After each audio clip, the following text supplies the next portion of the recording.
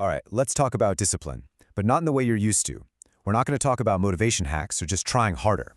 Today, we are going to become architects. We're going to design a system for building unbreakable, indomitable discipline.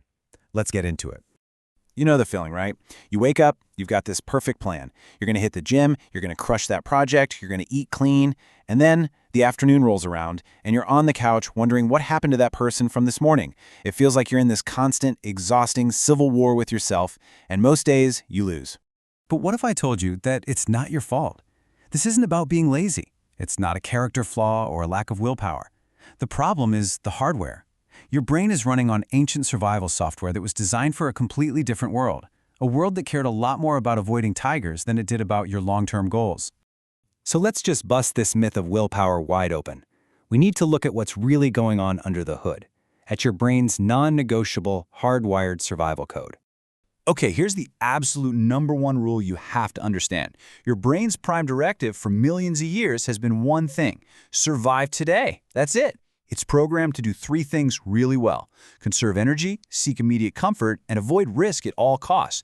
Things like getting a six-pack or building a business, that's not even on its radar. And this, right here, this is that war you feel every single day. Look at the split.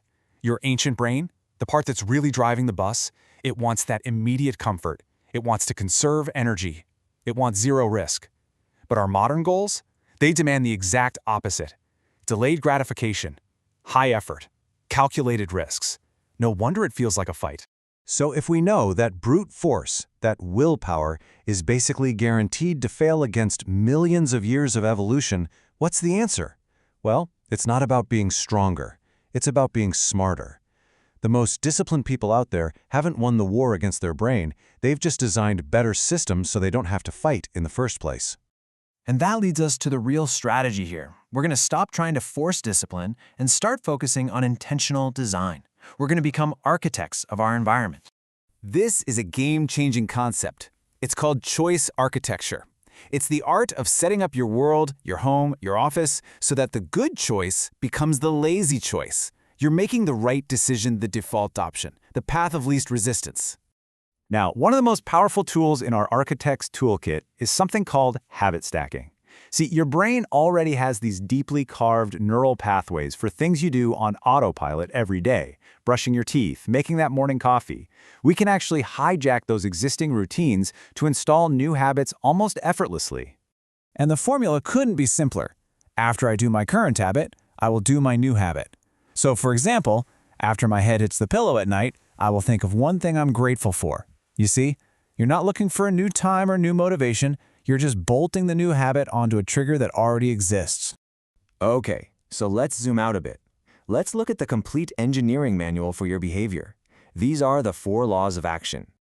These 4 laws are everything. They are a simple but unbelievably powerful framework for building any good habit or breaking any bad one.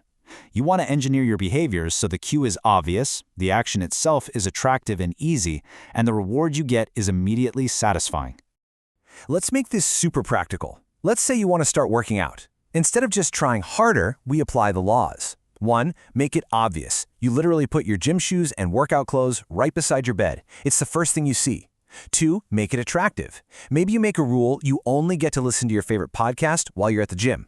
3, make it easy. And this is key. Don't commit to a 1-hour workout. Commit to 5 minutes. Seriously, anyone can do 5 minutes. And 4, make it satisfying. Get a calendar and put a huge red X through every day you do your 5 minutes.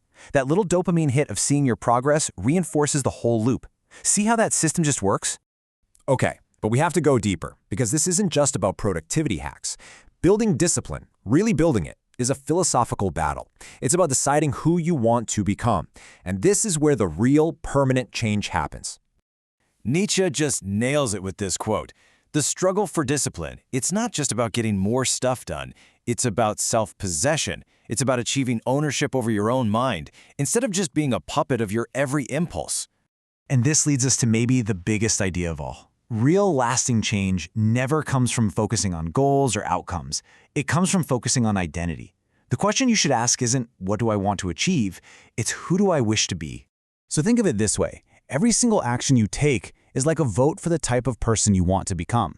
When you choose to do that 5-minute workout instead of hitting snooze, you just cast a vote for I am a healthy person. Over time, those votes pile up, and eventually, you don't have to force it anymore because it's just who you are. It becomes your identity. Now, to embrace this process, you need a mindset of what we call brutal autonomy. It is the radical, maybe even uncomfortable acceptance that you and only you are responsible for building yourself. Just think about it for a second. Is there anywhere in your life you've just been waiting? Waiting for motivation to strike or for someone else to fix your problem?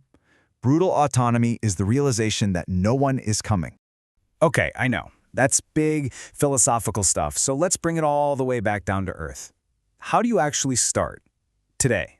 Right now. What is the first step? Here it is, your 4-step plan for today. First, stop beating yourself up. You're not broken, you're human, and you're working with some very old hardware. Second, pick one tiny, almost laughably small habit. Third, use habit stacking and bolt it onto something you already do without thinking. And finally, and this is the most important part, make it so ridiculously easy that it's actually harder to say no than it is to just do it.